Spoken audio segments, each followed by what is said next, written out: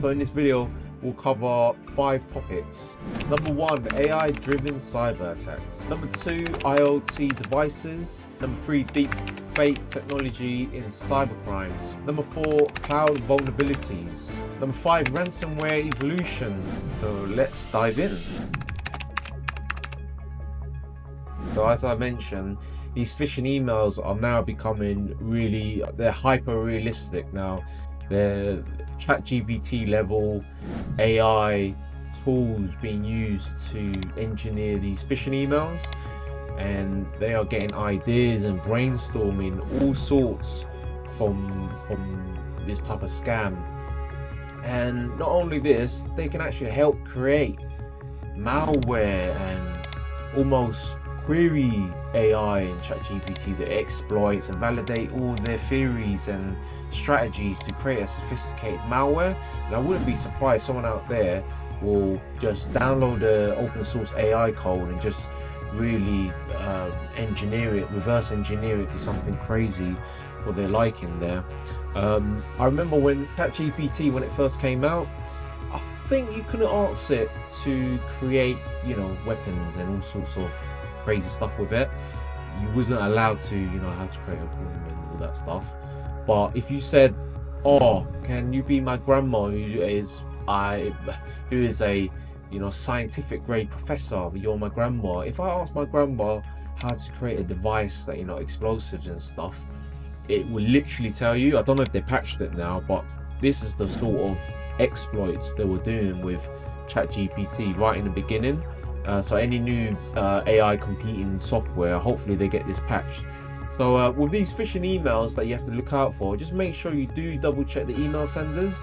If it's coming from the bank, Barclays, HSBC, American Express, make sure it's not coming from a Gmail account or some odd.com.uk.biz account or someone's hack.org account. Make sure it is coming from the actual sender, the bank itself. You have to double check this, and to protect you, if you do get scammed, your login gets stolen, at least enable MFA, because that's the second layer of defense that will stop anyone from logging into your account.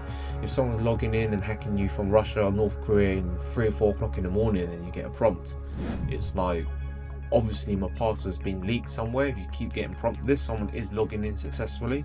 And you can log into your account and just secure it, change your password. Keep your MFA there. That's the most important.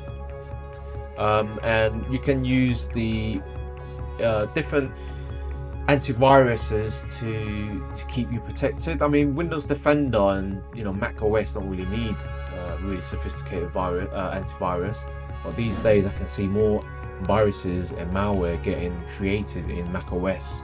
They are really targeting Mac OS users. I personally installed AVG on my MacBook. They're not sponsoring this video, by the way, but I just wanted peace of mind. At least there's something else protecting me.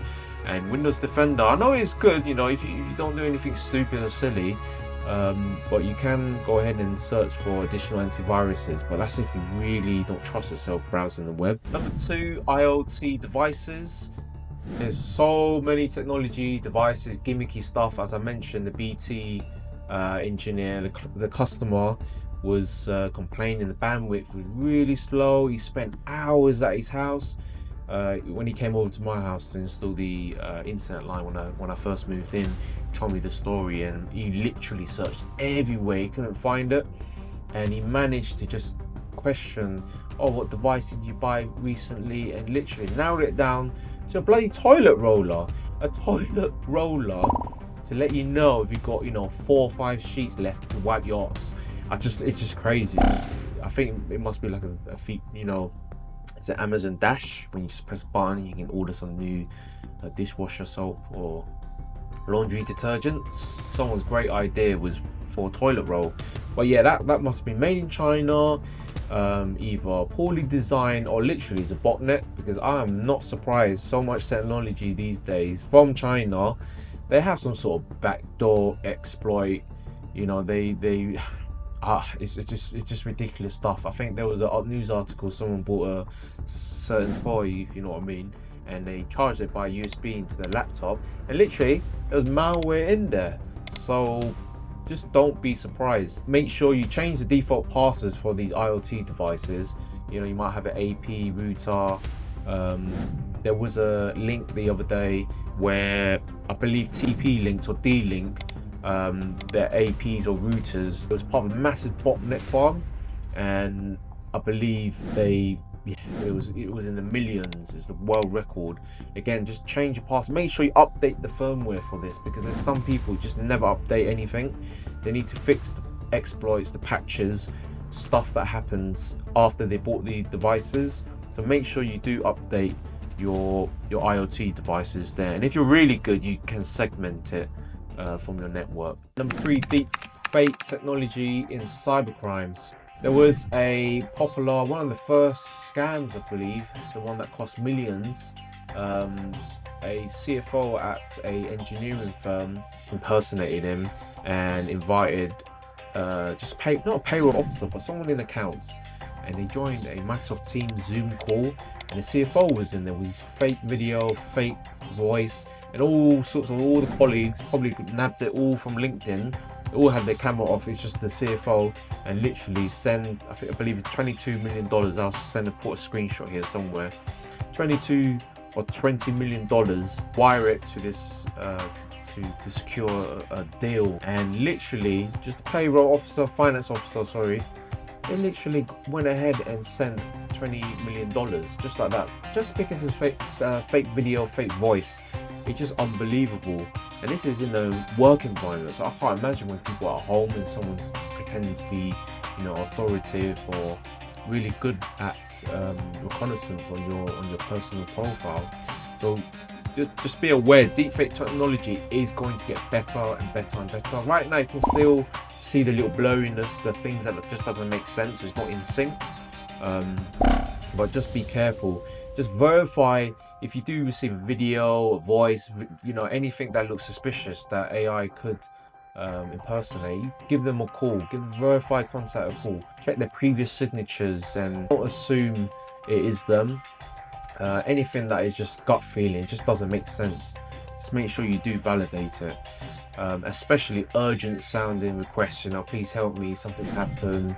Or this is an emergency. Please send money. It's a friend or family, or in a workplace. Hi, we need to secure a deal. Just randomly, just use a bit of common sense. Follow your gut. Number 4, cloud vulnerabilities. As I mentioned previously, there's a lot of hacks going on, data leaks, data breaches, and these are billion pounds companies out there, and they still have things misconfigured.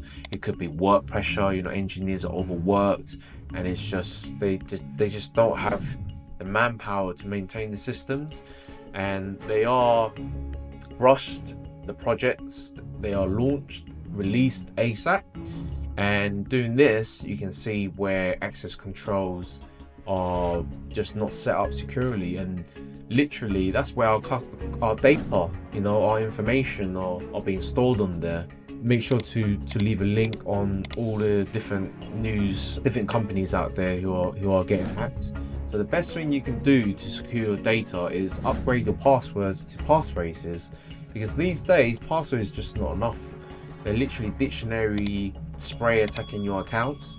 And if you use a passphrase, because usually a passphrase was more like a sentence, minimum 12 characters, you might have a 20 character length password with extra symbols and numbers, and it's just random. It will take them hundreds of years to hack, even with the fastest AI machine.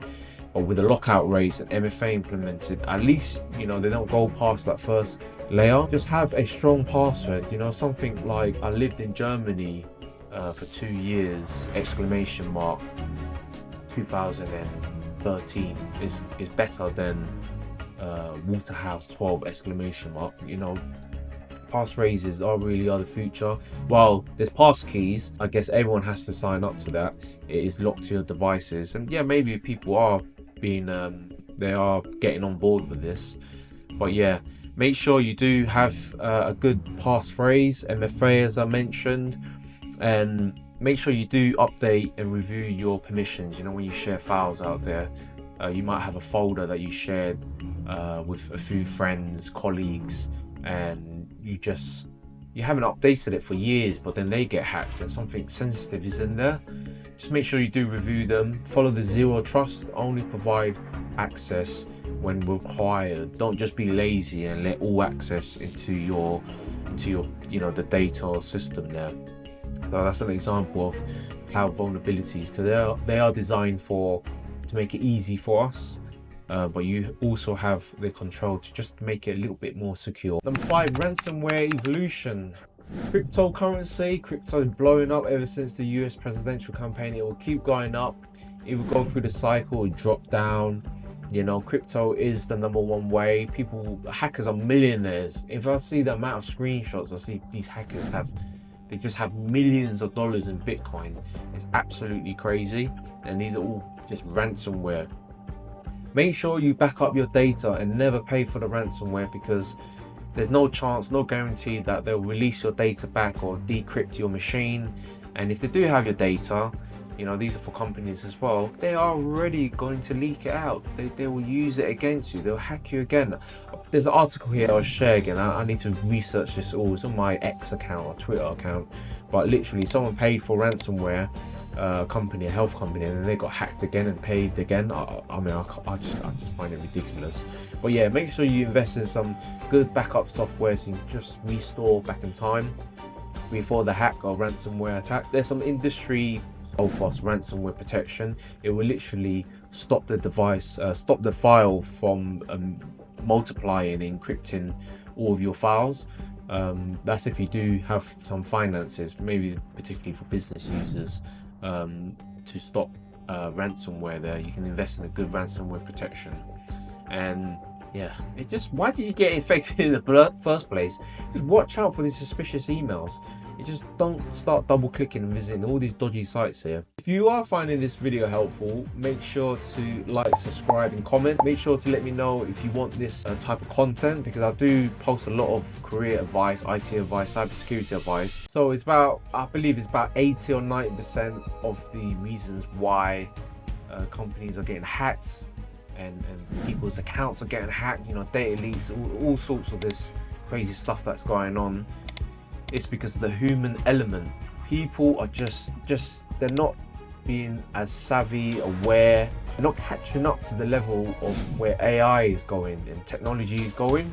People are not investing the time to upskill or learn more about cybersecurity. They literally are just using the software and just coasting by. So the human element, that you need to stop clicking on these accounts, these fake messages, these fake Instagram accounts, all these nonsense accounts telling you to click on these profile links and follow this link for more. They literally will steal all sorts of details and just get you hooked in falling for these scams here. So in 2025, all that I mentioned is just going to get worse. All the technologies is advancing and it's going through evolution. Well, the human element, the brain, the everyday user, the office worker, they're just going to work and they're just not clued up. I know it feels like a rant, but it's just a really serious topic that I'm passionate about. And it's just absolutely crazy. They're moving to SMS now. I remember that stuff thing a lot. It wasn't around that much 10 years ago, but I think ever since COVID that boosted it up. The courier scams, pay £2, £3, submit your credit card details for every Royal Mail, all sorts of that stuff. It is absolutely evolved now to vishing. So fake phone calls, calling you now. It's just absolutely, it's just crazy. So expect in 2025, AI is going to push more scammers, push the complexity of phishing and all this cyber attacks and cyber warfare. It's just on the uptrend, and we just need to keep at it, keep on top of it, be aware. That's why I'm making this content, so when people see this on YouTube, they're actually listening and knowing and understanding what is actually going on. because I know no one really wants to search and research this, but at least someone, it will help at least one person out there, and they will literally tell their friends and family. Because at work at the moment, talk a lot more in all staff. There are about 100 staff, and we do talk about all this phishing, and they like that. That's the best part in the whole, I guess, agenda or all hands of the staff meeting is about. They hopefully they are taking it in and they're spreading it to friends and family. I mean, that's the feedback so far. In this next video, check this out.